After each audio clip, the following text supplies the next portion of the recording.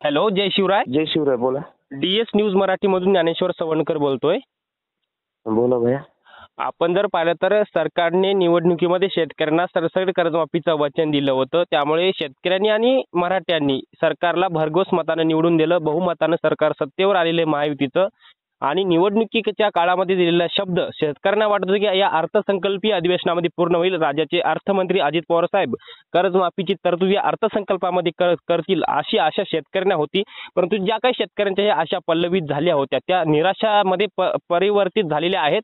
परंतु आता 2 दिवसापूर्वी अजित पवारांनी स्टेटमेंट केलेली की शेतकऱ्यांनो, तुम्ही 2 दिवसाच्या आत कर्ज भरा, नाहीतर पुढच्या कार्यवाहीला सामोरे जा. परंतु निवडणुकीच्या काळामध्ये तर त्यांनी शब्द दिला होता कर्जमाफीचा. यावर तुमचं काय मत आहे? आता योगायोगानं सत्तेत तेच आहेत, याच्या आधी तेच होते. मग सगळी परिस्थिती या राज्याची त्याला माहित नव्हती का? अर्थ खातं सुद्धा त्यांच्यापाशीच होतं. मुख्यमंत्र्यात बदल झाला म्हणून काय झालं? युतीचंच सरकार आहे ना, मागे होतं आता आहे. मग आम्हाला खोट्या आश्वासनं देऊन यांनी मतं का घेतली? म्हणजे जे शेतकऱ्यांना कर्जमाफीच्या संदर्भातची पीक परिस्थिती पाहून निर्णय घ्यायची भूमिका असते ना. आमचे यावर्षीही पीक विमे या अर्थी गव्हर्नमेंटनं कालच्या ह्याच्यात देतो म्हणून विधानसभेत सांगितलंय, मिळाले तर अजून नाहीत. पण याचा अर्थ त्यांनी मान्य केलंय की शेतकऱ्याचं नुकसान झालंय. मग कर्जमाफीत पात्रच आहेत ना महाराष्ट्रातले शेतकरी. आणि दुसरा विषय राहिलाच कुठं? आमच्या मताचं नुकसान झालं असं भावना आमची सगळ्याचीच आहे. राहिला विषय मनोजदादाच्या भूमिकेचा, आरक्षणाच्या बाबतीत बी माग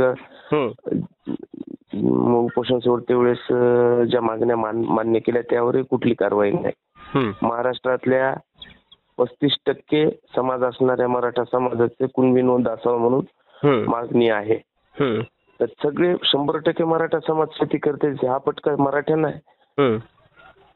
बरं, संघर्ष योद्धा मनोजदादा जरांगे पाटील शेतकऱ्यांच्या कर्जमाफीसाठी आक्रमक झालेले आपल्याला पाहायला दिसून येतात. कारण की निवडणुकीमध्ये सरकारनं वचन दिलं होतं, परंतु आता ते पूर्ण झालं नाही. भविष्यातलं कसं असणार आहे कर्जमाफी संदर्भातली आंदोलन? कर्जमाफीसाठी पूर्ण ताकदीनं मराठा समाज रस्त्यावर उतरणार आहे. आम्ही आमच्या भूमिकेने राहू. पण पूर्ण शेतकऱ्याची दिशाभूल करण्यात सरकार आतापर्यंत यशस्वी झालं, पण यापुढे तो उशीर राहणार नाही. कारण जी वेगवेगळ्या जात समूहाची मागणीच्या मुळे हे वेगवेगळ्या भागात होते. ओबीसी वेगळा, मराठा वेगळा, त्या आता राहणार नाही. शेतकरी प्रश्नावर आम्ही एक दिलाने एक सोबत असून रस्त्यावर उतरून गावबंदी करता आली तर ते बघू राजकीय पुढाऱ्यांचे.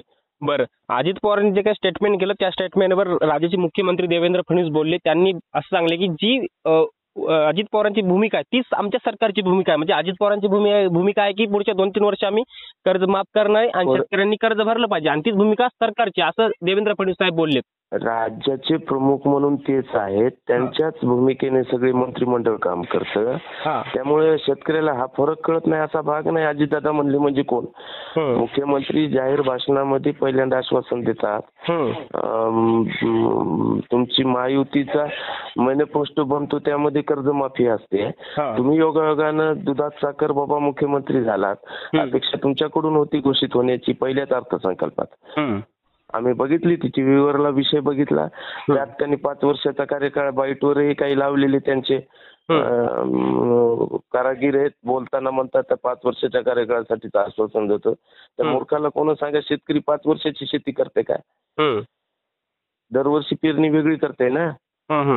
कर्जमाफी बँक 5 वर्षासाठी लोन देते का?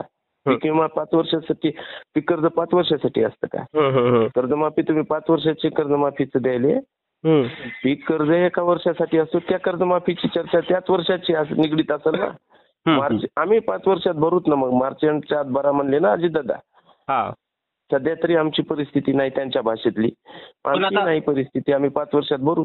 पण आता बँकेच्या माध्यमातून शेतकऱ्यांना कर्ज भरा अशा नोटिसा येत आहेत. या टाइमला शेतकऱ्यांनी काय करायला पाहिजे?